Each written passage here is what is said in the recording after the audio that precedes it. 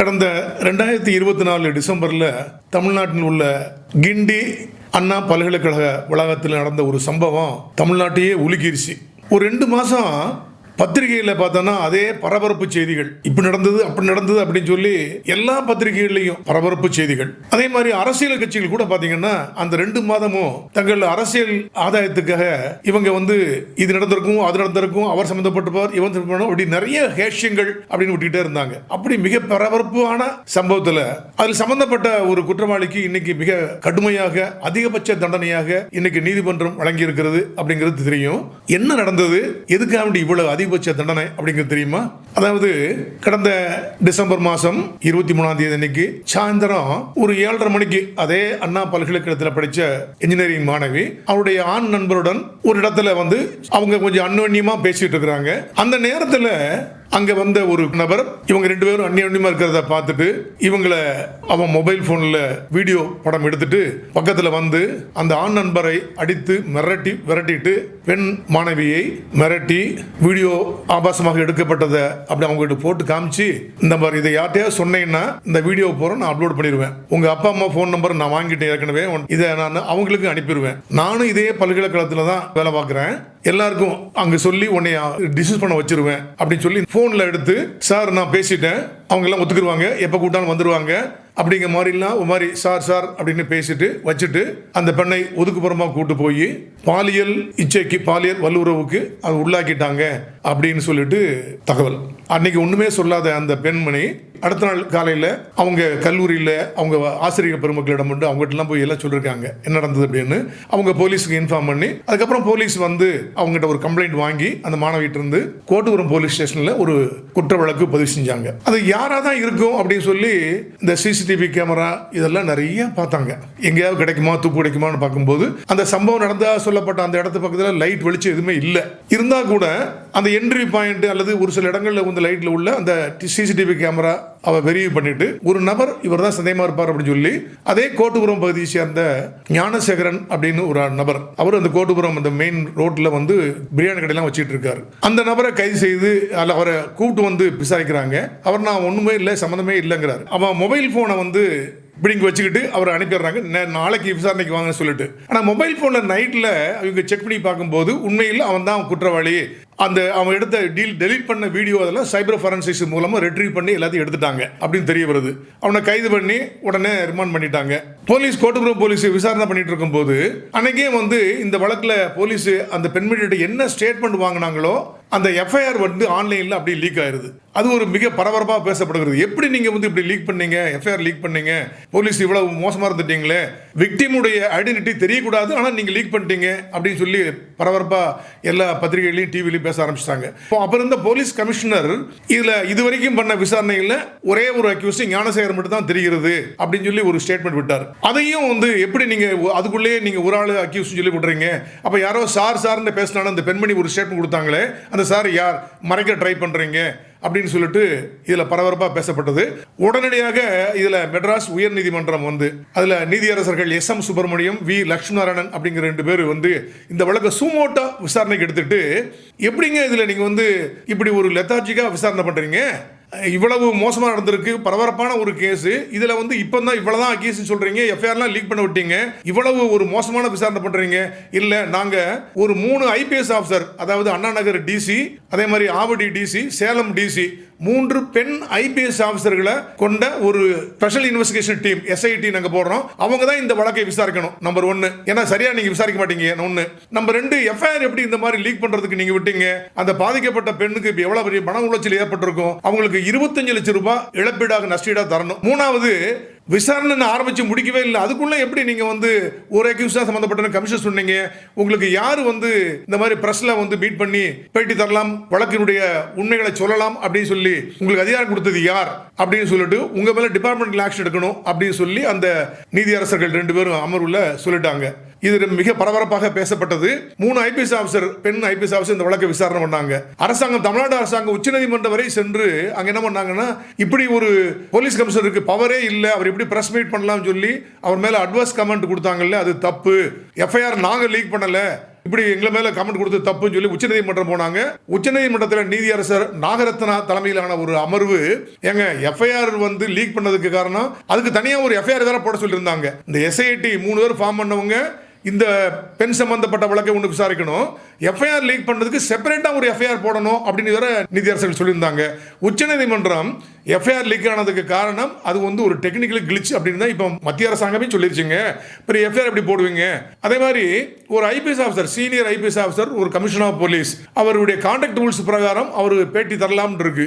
ஏன்னா பொய்யா வதந்திகள் பரப்பி சட்ட ஒழுங்கு பிரச்சனை வந்துடக்கூடாது, உண்மையை சொல்லி சிச்சுவேஷன் சரி பண்றதுக்கு பண்ணலாம் அப்படின்னு இருக்கு. மத்திய அரசாங்கமே 2010 ஒரு கைட்லைன்ஸ் கொடுத்துருக்காங்க, எப்படி அவங்க பிரஸ் மீட் பண்ணி சொல்லணும்னு சொல்லி. அப்ப எப்படி நடவடிக்கை எடுப்பீங்கன்னு சொல்லி உச்சநீதிமன்றம் மெட்ராஸ் உயர்நீதிமன்றத்தினுடைய தீர்ப்பை வந்து தடை பண்ணிருச்சு. அதுக்காண்டி ஒரு ஸ்டே கொடுத்துட்டாங்க. ஆனால் கூட இந்த வழக்கை வந்து 3 ஐபிஎஸ் ஆஃபீஸர்கள், அந்த பெண் ஐபிஎஸ் ஆஃபீஸர்கள் தொடர்ந்து விசாரணை பண்ணி அந்த அக்யூஸ் அரெஸ்ட் பண்ணி அதுக்கப்புறம் அவரை 1 வருஷம் குண்டாஸில் போட்டாங்க. இந்த அக்யூஸ் என்ன ஆச்சு அப்படின்னா, இவன் இந்த கேஸில் மட்டும் சம்மந்தப்பட்டது இல்லைங்க. கோட்டூரம் போலீஸ் ஸ்டேஷனில் ஒரு ஹிஸ்டரி ஷீட்டர், இவர் ஏற்கனவே வரலாற்று பதிவேடு இருக்கு, முன்னாடி நிறைய கேஸ் சம்மந்தப்பட்டிருக்கான். விசாரிக்கும் போது தான் தெரியுது பள்ளிக்கரணை போலீஸ் ஸ்டேஷன் லிமிட்ல ஒரு 7 தெப்ட் கேஸ்ல இவன் சம்மந்தப்பட்டிருக்கான் அப்படின்னு தெரிய வருதுங்க. அதே மாதிரி இவன் மேல ஒரு நபரை கிட்னாப் பண்ணி பணம் பிளாக்மெயில் பண்ணி மிரட்டி வாங்கினாங்க. அது மாதிரி வீடு பூந்து ஆள் இல்லாத நேரத்தில் திருடுனா, அது மாதிரி நிறைய கார் திருடி வெளியூர்ல கொண்டு வித்துட்டான் அப்படிங்கிற மாதிரிலாம் கேஸ். டோட்டலா 16 கிரிமினல் கேஸ் ஞானசேகரன் மேல போட்டிருந்தாங்க. இப்படிப்பட்ட இந்த ஒரு மோசமான இந்த இதுல யார் அந்த சார்னு எல்லா பிரஸுமே சொல்லிட்டு இருந்தாங்க. ஆனா கிளீனா இதுல 1க்கு மேற்பட்ட அக்யூஸ் இருக்கு அப்படின்னு சொல்லி அலிகேஷன் போட்டிருந்தாங்க. இந்த 3 பெண் ஐபிஎஸ் அதிகாரிகள் விசாரணை பண்ணிட்டு அன்னைக்கு டேட்ல இவனுடைய போன் வந்து ஃப்ளைட் மோட்ல இருந்து தான் உண்மை, அதுதான் நிரூபிக்கப்பட்டிருக்கிறது. அதனால அவன் வந்து யாரோட்ட பேசுற மாதிரி பொய்யா நடிச்சது உண்மை. ஒரே ஒரு அக்யூஸ்ட் ஞானசேகரன் மட்டும்தான் இந்த வழக்கில் சம்பந்தப்பட்டிருக்கான், வேற யாருமே இல்லை என்று இந்த 3 பெண் ஐபிஎஸ் அதிகாரிகள் முடிவு செய்து இந்த ஞானசேகரன் மேல அவர் மேல அன்னைக்கு சைதாப்பேட்டை நீதிமன்றத்தில் குற்றப்பத்திரிகை செய்தாங்க. செக்ஷன் 63A, 64(1), 75(2), 75(1 and 3), 127, 351, 331, 126, 140 ஆகிய பாரதிய நியாய சங்கீதா சட்டப்பிரிவுகளின் கீழும், அது மாதிரி இன்ஃபர்மேஷன் டெக்னாலஜி ஆக்ட் இருக்கு, அதுல வந்து செக்ஷன் 67, 67A சட்டப்பிரிவு பிரகாரமும், மறுபடியும் இந்த பாரதிய நியாய சங்கீதால 331, 126, 140 அது பிரகாரமும், section 4 of Tamil Nadu prohibition of harassment to women act அந்த இது பிரகாரமும் இவன் மேல ஒரு குற்றப்பத்திரிகை ஃபைனல் ரிப்போர்ட் தாக்கல் செஞ்சாங்க. சைதாப்பேட்டை நீதிமன்றத்திலிருந்து இந்த வழக்கு செஷன்ஸ் கோர்ட்டுக்கு, அதாவது நம்ம சென்ட்ரல் ரயில்வே ஸ்டேஷன் பக்கத்தில் இருக்கிற அள்ளிகுளம் மகிழா கோர்ட்ல இந்த வழக்கு மாற்றப்பட்டது. மகிழா கோர்ட்ல தொடர்ந்து விசாரிச்சாங்க. இந்த வழக்கு நடந்தது டிசம்பர் 2024ங்க. இப்போ வந்து 2025 மே 5 மாதங்களுக்குள்ளேயே இந்த வழக்குல துரிதமாக செயல்பட்டு விசாரணை நடத்தப்பட்டு அந்த மகிழா கோர்ட்டுடைய நீதிபதி ஜட்ஜ் ராஜலட்சுமி அவர்கள் விசாரணை முடிந்து விட்டது அப்படின்னு சொன்னாங்க. இதுல ஏறத்தாழ 28 சாட்சிகள் அவங்க வந்து வாக்குமூலம் கொடுத்துருக்காங்க. 100க்கும் மேற்பட்ட ஆவணங்கள், சான்றாவணங்கள் வந்து இதுல தாக்கல் பண்ணியிருக்காங்க. மொபைல் ஃபாரன்சிக்ஸ், இவருடைய மொபைல் போன்ல இவங்க ரெக்கார்ட் பண்ணது, கால் பேசினது, கால் ரெக்கார்ட்ஸ், அதே மாதிரி நிறைய ஃபாரன்சிக்ஸ் லேப்ல நிறைய அனுப்பி நிறைய ரிப்போர்ட் எல்லாம் வாங்கினாங்க. எல்லா ஆதாரங்களையும் வச்சு இந்த வழக்குல வந்து குற்றம் வந்து அனைத்து விதமான சந்தேகங்களுக்கும் அப்பாற்பட்டு நிரூபிக்கப்பட்டு விட்டது. அதனால அதிகபட்ச தண்டனை இவருக்கு வழங்கணும் அப்படின்னு சொல்லி அரசு வழக்கறிஞர் வாதாடினாங்க. இந்த வழக்குல 11 கவுண்ட்ல சார்ஜ் ஷீட் போட்டிருக்காங்க. 11 கவுண்ட்லயும் இந்த ஞானசேகரன் குற்றவாளி அப்படின்னு சொல்லிட்டாங்க. நீதிமன்றத்தில் தாக்கல் பண்ண அந்த குற்றப்பத்திரிகைக்கு எந்த வழக்கிலையும் இயற்கையான ஆயுள் உள்ளவரையான சிறை தண்டனை அப்படின்னு வழங்க முடியாது. ஆனால் இதில் ஒரு சிறப்பம்சம் அப்படின்னா, நம்ம ஊர் நீதிமன்றங்கள்லாம் என்ன பண்ணுவாங்கன்னா 2 ஆயுள் சிறை தண்டனை, 3 ஆயுள் சிறை தண்டனை, அல்லது 11 கவுண்டில் 1ல் 5 வருஷம், 10 வருஷம், 20 வருஷம் அப்படின்னு சொல்லிட்டு மேக்சிமம் சிறை தண்டனை ஏதோ அதை மட்டும் ஏக காலத்தில் அனுபவிக்க வேண்டும் அப்படின்னு சொல்லிடுவாங்க. கன்செக்யூட்டிவ்லி ஒன்றன் பின் ஒன்றாக அப்படின்னு சொல்லாம அதை கன்கரண்ட்லி அப்படின்னு சொல்லிடுவாங்க. அப்படின்னா என்ன ஆகும்னா, மேக்சிமம் ஆயுள் சிறை தண்டனை அப்படின்னு 14 வருஷம் ஆயிரும், 10 வருஷம் வெளியே வந்துடலாம். ஆனா இந்த வழக்குல அள்ளிகுளம் நீதிபதி ராஜலட்சுமி அவர்கள் ஒரு திறம்பட ஒரு நல்ல நியாயமா கொடுத்துருக்காங்க. அதாவது ஒன்றன் பின் ஒன்றாக கன்செக்யூட்டிவ்லி அனுபவிக்கணும்னு சொல்லிட்டு 3 ஆயுள் சிறை தண்டனை, அது வந்து 30 ஆண்டுகள் இவர் சிறையில் இருக்கணும் அப்படின்னு சொல்லி கன்செக்யூட்டிவ்லி அதை ஒன்றன் பின் ஒன்றாக அனுபவிக்க வேண்டும் அப்படின்னு சொன்னது மிக ஒரு நல்ல ஒரு தீர்ப்பு. அதே நேரத்தில் 90,000 ரூபாய் அபராதம் அப்படின்னு விதிச்சு அந்த அபராதத்தை இந்த பாதிக்கப்பட்ட பெண்ணுக்கு தரணும் அப்படின்னு சொல்லிட்டாங்க. இதுல தேவையில்லாம சில அரசியல் கட்சிகள் வந்து சில வினாக்களை எழுப்புகின்றார்கள். இப்ப யார் அந்த சார், அவர் ஏன் பண்ணல, சில பேரை காப்பாத்துறதுக்கு ட்ரை பண்ணிருக்காங்க, அதனால தான் விட்டாங்க சொல்லி.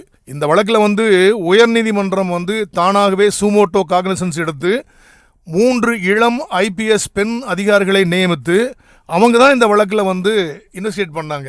அவங்க வந்து தப்பு பண்ண முடியாது, தப்பு பண்ணாலும் உயர்நீதிமன்றம் சும்மா இருக்காது. அப்படிப்பட்ட சூழ்நிலையில் தேவையில்லாமல் போய் பேசக்கூடாது. இந்த மாதிரி யாரோ இந்த சாரு யாரையோ மறைச்சிட்டாங்க அப்படின்னு சொல்கிறதுல அர்த்தமே கிடையாதுங்க.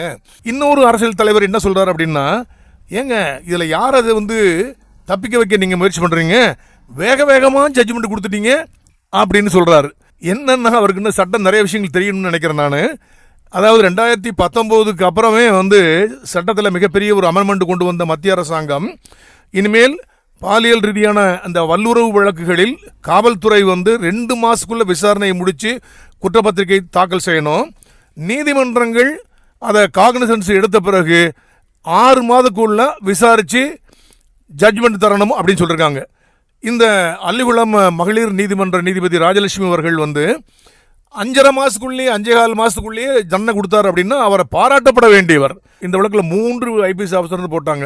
ஆனால் கூட ஒருத்தருக்கு ஒருத்தர் ஒரு கருத்து வேடு வராமல், கருத்து மோதல் வராமல், இதில் அந்த 3 பேர் சேர்ந்து விசாரித்து இதில் சார்ஜ் ஷீட் போட்டாங்க. அந்த 3 IPS ஆஃபீஸர்களுக்கும் மனமார்ந்த வாழ்த்துக்கள். இந்த வழக்கில் புலன் விசாரணை முடிஞ்சு நீதிபதியில் போட்ட பிறகு அரசு வழக்கறிஞர் ஜெயந்தி வந்து ரொம்ப தெளிவாக இந்த வழக்கை எடுத்துரைத்து அனைத்து சாட்சியங்களையும் முன்வைத்து சயின்டிஃபிக்காக இந்த வழக்கு நிரூபணம் ஆக்கியிருக்கிறாரு. அந்த ஜெயந்தி அவர்களுக்கு மனமார்ந்த வாழ்த்துக்கள்.